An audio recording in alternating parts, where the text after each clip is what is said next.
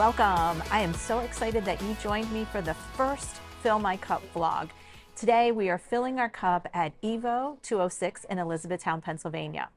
I am anxious to share with you the motive behind Fill My Cup. Each one of us spend time each day pouring out into others, whether it's our family, our spouse, our partners, our children, our grandchildren, our parents, extended family. We have friends, we have coworkers, we have bosses, we have people in the community. There's so many people that we pour into each and every day. Eventually, as we continue to pour out, we get depleted, pouring into others, and that can result into negative consequences. Have you ever been depleted?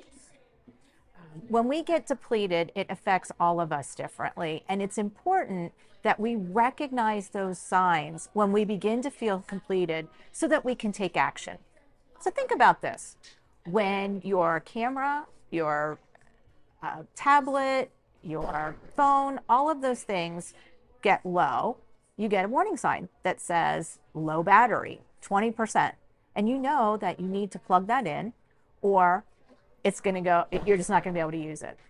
Or when you're driving and you're going along and all of a sudden the light comes on in your car and it says low fuel.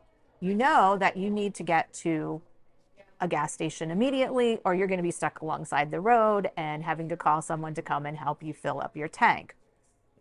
So the same thing happens with us. We have those warning signs and we want to be aware of what those warning signs are so that before we get fully depleted, that we can actually do something about it. And so if I'm truly transparent here, I will tell you that when I start getting depleted and I'm not refilling or I'm not recharging, what happens is I get irritable and I may start taking it out on others, I may snap, all of those things. So it's important that we're in tune to our bodies that tell us when it is time to refill. The purpose of this vlog is called Fill My Cup, and it's to help us look at practical ways that we can refill to be able to pour into others. In each episode, I will share ways in which we can refill. We need to refill so we can pour good into others. You've heard the saying, garbage in, garbage out. And if we don't refill with good things, we're not going to be able to pour good things into others. So in this first episode, I want to encourage you to think about who you pour into. Who do you influence? For most of us, our initial thought is, I don't have a position where I influence anybody. But you know what? That's the furthest thing from the truth. We have countless opportunities every day to pour into people. So I'm going to give you some examples. So let's think about this. Just acknowledging others that you come into contact with. It could be at the bank. It could be at the grocery store. It could be at a retail store. You walk in, you hold the door for someone. You say hi to them. You tell them to have a nice day. I think one of the most awkward places to be with people is in an elevator. We all get into that elevator and we all stand there and we just look up at the floors and wait for our floor number to pop up and then we walk out. And we don't turn around and look at people.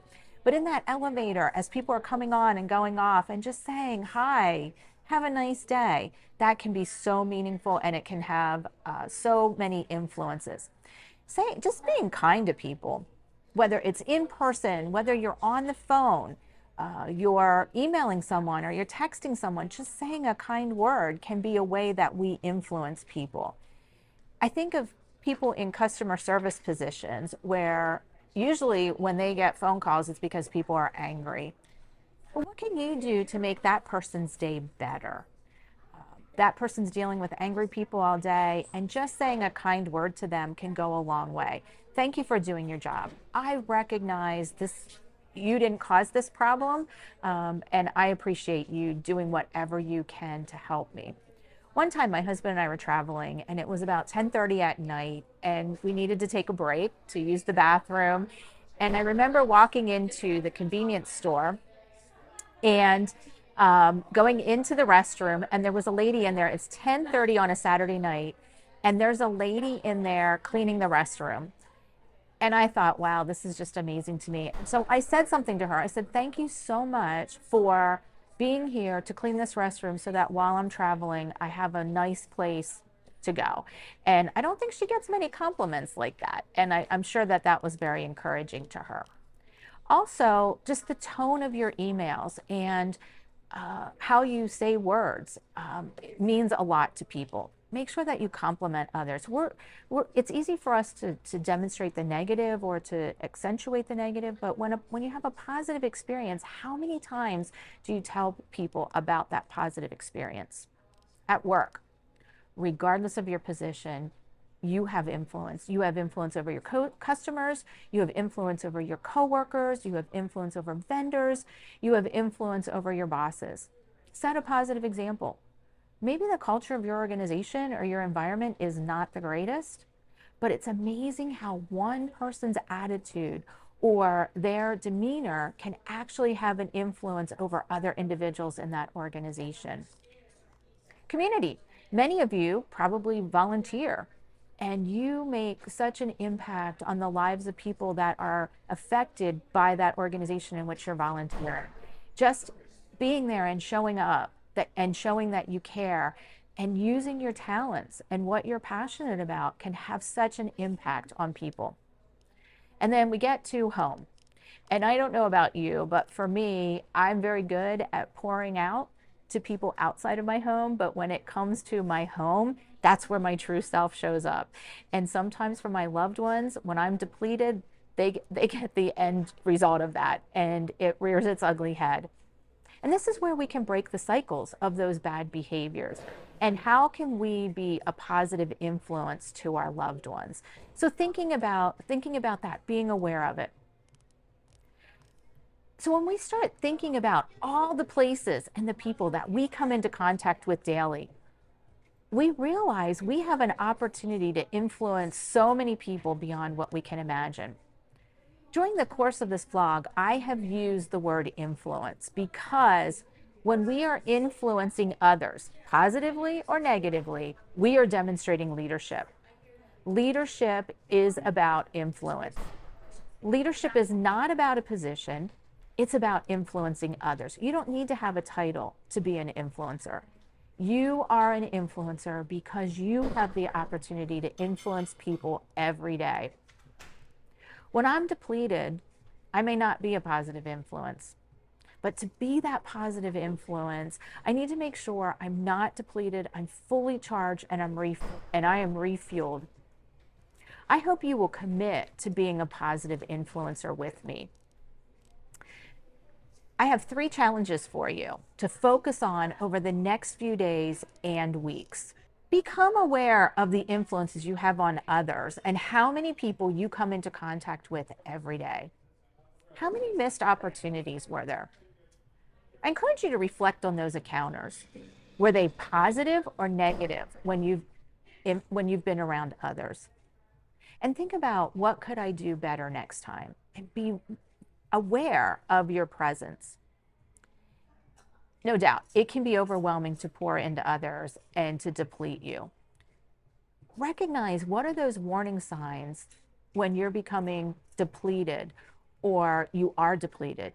Do you recognize them? Do you ignore them? Just like, do you ignore the light on your dashboard when it says to refuel? Oh, I think I can make it. I think I can make it. Or when your low battery flashes up, do you say, oh, I'm just going to keep plugging through? Do you take action to recharge and refuel? Plugging in, refilling. And then third, what do you do when you become depleted? How do you recharge? How do you refuel? In our next episode, we are going to begin to identify methods that will engage us to refueling and refilling our cups. So again, the 3 challenges that I have for you is, 1, be aware of the people around you and the influence that you have and how you impacted them. Was it positive? Was it negative? What can you do better? How can you be more aware of the people around you? Second, when it is overwhelming and you feel depleted, recognize those warning signs. Hey, my low fuel light's on. My low battery light is on. I need to do something, and stop and take care of that. And third, what is that you're going to do to recharge and refill? What gets you excited? Our intent is to fill our cup at different locations for each episode. If you have a favorite spot that you would like to welcome a free shout out, let me know. So thank you for joining us today at Evo 206 as we embarked on our first episode of Fill My Cup. Until our next time, please take care of yourself and keep filling your cup. Fill My Cup is a joint production of Thrive LLC and Kelly Johnson Photography. Kim's book, Burn the Plow, can be purchased through Amazon, Barnes & Noble, and Books A Million.